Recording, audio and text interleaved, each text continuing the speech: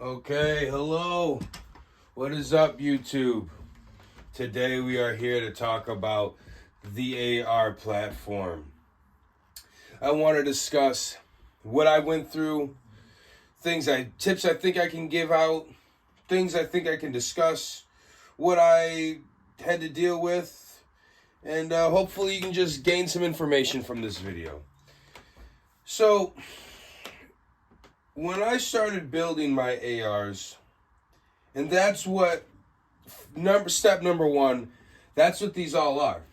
These are all built ARs. They are not a full one piece. You can call them mutants if you like. When I first got into this, into the gun world, I wasn't sure how you really got an AR, and it seemed so ridiculous to me that they were so overpriced on the wall and in your local gun shop and what people offered, and it was just so overwhelming for me. And something that I think eased me into it more and helped me out a lot more is when I realized you could build your own. And then when I did that and I realized you could order pretty much everything online except for, the lower receiver here. So when I realized that's what I needed to do. That's what I took to do. So I started with, I believe this was my first purchase over here, which is a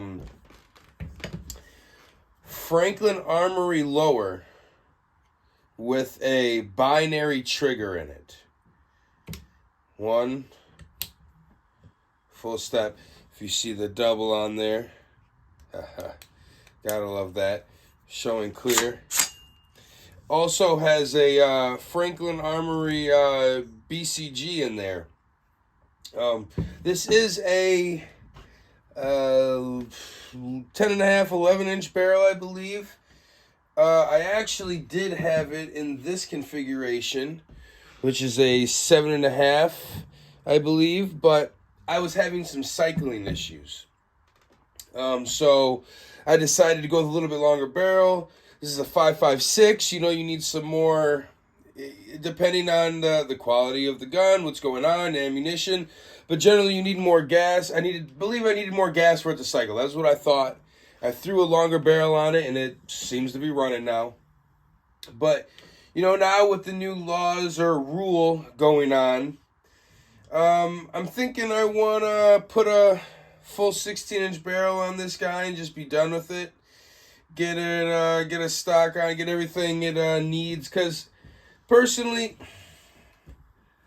I've shot this at the range, and even at 11.5-inch barrel with a 5.56 binary trigger, not being able to shoulder this weapon, it's not stable.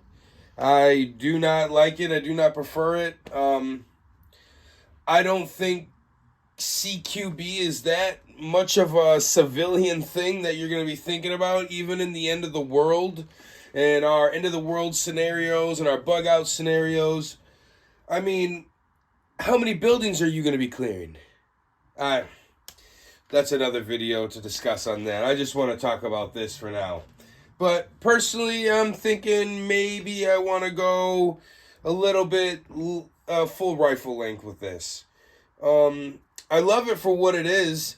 These are, getting to the upper, which all of them are the same here today that you see are Bear Creek Arsenal uppers, which are super cheap in comparison to what is out there. I believe all of these barrels were about $350 each, and they all came with full rail, the barrel, muzzle brake, flash hider, and a bolt carrier group inside with a charging handle. They came with this style. Single-sided, nothing special, regular bolt carrier group in there. And this is essentially what I ordered a couple of them. I love them. They seem to work for me.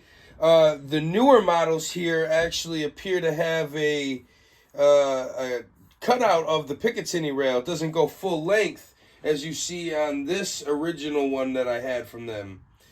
They used to come full length, and they started. If you got the newer ones, it even has, this one has a chrome barrel in there. They're really up in their game. I think they have some decent thing. They have some decent uppers on their website. Good price. So back to the price. So I got about, I don't know, I think it was around $400 for the whole lower with the binary trigger in it. Just bought that. And then with the upper, another $350. So around $800. And then there's your full rifle. Everything you need. And scopes, red dots, whatever you want to put on top of it. Magnifier. That's to your heart's desire. And that's kind of what I've found out I thought was best for me.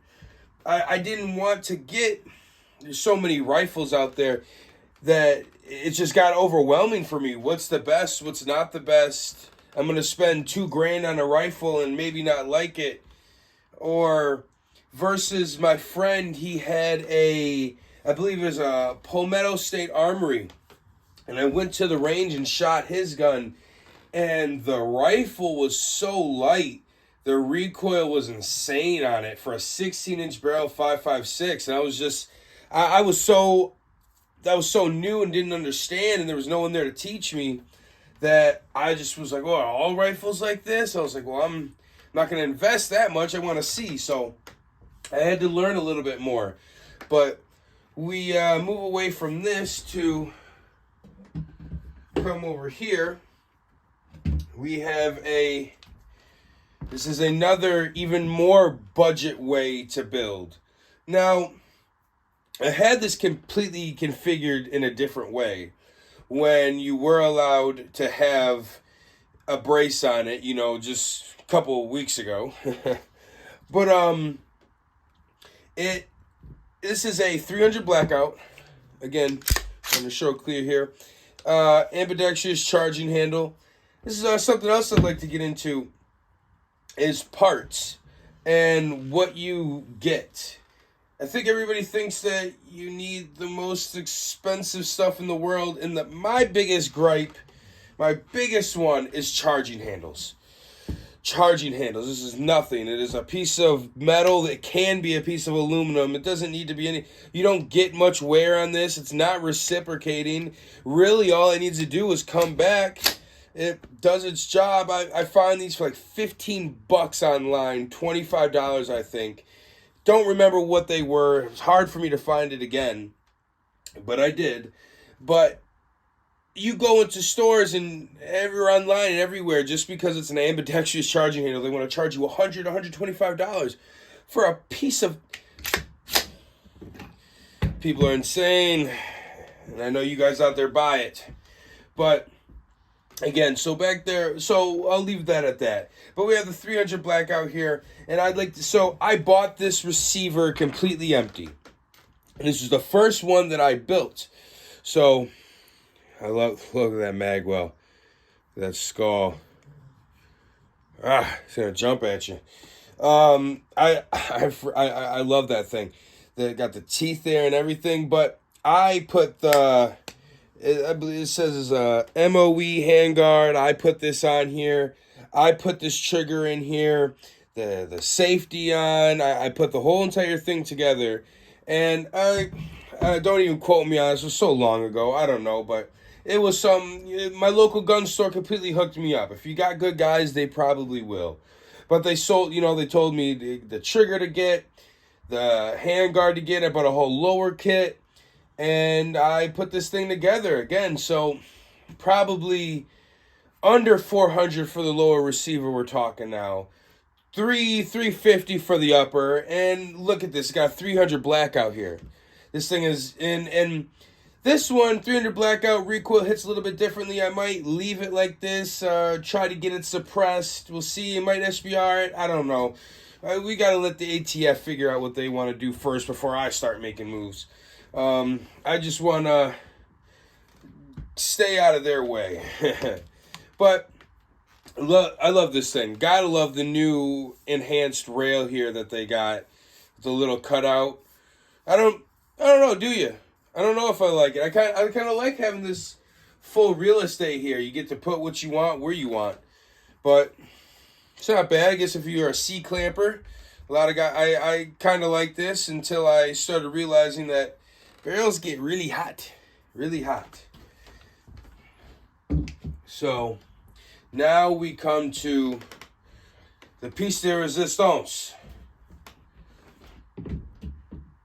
This is what, to me, I think is an all-around perfect rifle for what I need.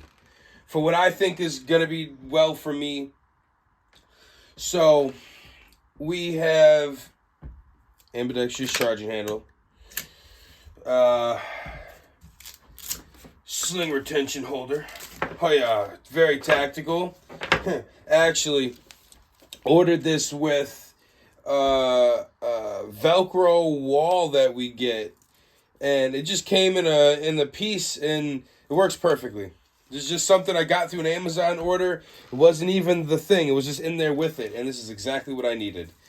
And again, you probably try to order this online, and it's just probably $50 a Velcro piece or something that they'll sell you because it's tactically you need it for a gun. But that it works just fine for what I need. There's your sling. It pops out. Of course, you got to get a decent sling here, though. I got the 2-point. Can be into a single point, too. Gotta love that. Modularity. I love this thing, obviously. It's got everything set up. It's got a Daniel Defense foregrip. Those little stubby foregrips, they kill me. That people run those stubby foregrips, call it a foregrip, angled or otherwise, and then they try to C-clamp their gun a lot or run it like this, and why? I mean, I don't know. I guess it's nice. If you like the way it feels, you run it how you want to run it, do what you want. But I've realized as a regular guy that the gun gets super hot. And gloves or anything you could be running, that's going to help. But just being able to hold down here and completely have my hand off the barrel allows me to have more time to not really think about what's going on with the heat. You know, you're worried. You get times at the range after you put 10 magazines through your gun. I can't even touch this thing, man. It's ridiculous. Let alone a suppressor. That I don't know. They talk about that in the gun world, but I don't know if they talk about it enough. Because these things get hot. Now, I actually have some upgrades and still some more things that I'm looking to do to this. Unfortunately, I just recently broke my backup iron sights off of here, I believe. Are they in here? Here they are. Here's one. Is this the broken one? This isn't the broken one. But I had them here. I had canted 45-degree iron sights that pop up deploy in case of failure of red dot or whatever it may be. But I wasn't paying attention, and I had my other one here. And when I first got this Magpul magazine double feed here, I was all excited, and I put it on my gun, and I shoved it up there, and as you just saw, this comes up like right here, and it broke it right off. So I need to get another pair. But this comes into my next one. These are only $15, $25. Work perfectly. They, when you don't break them and shove things right into them, I had to hit it up pretty violently, and it broke it. And it still didn't break too bad. But you look for Magpul online, again, $75, $80 a piece for these things or something. Like, that's insane. where I got the pair for 2025. I guess if you guys like enough and care enough, I'll research and try to find the links or the ideas for this stuff. But yeah, these are just you do enough. I'm just a regular guy, regular big guy. You do enough research on Google, I'm sure you can find what I found. But yeah, these are super nice. I'm gonna find another pair soon, and I will be running canted 45 degrees on here again. To this rifle, we have a BCM lower with a BCA upper. So this is a BCM rifle company. The whole thing came with, it's a BCM stock, BCM lower. It was all fully there. I just slapped the upper right on it. Had all these uppers mailed and delivered right to my house.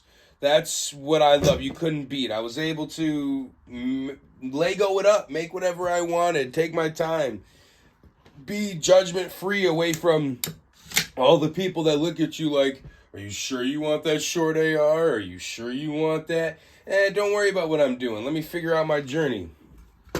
And, that's pretty much what it is figuring out the journey and what you want to run and how you feel. And now we come to this.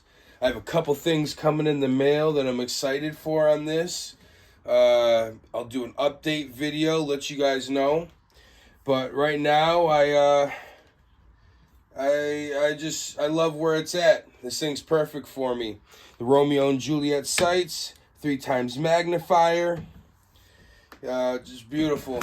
Can't ask for anything else but the simplicity of things. And that's all for this video today. That's the regular big guy signing out.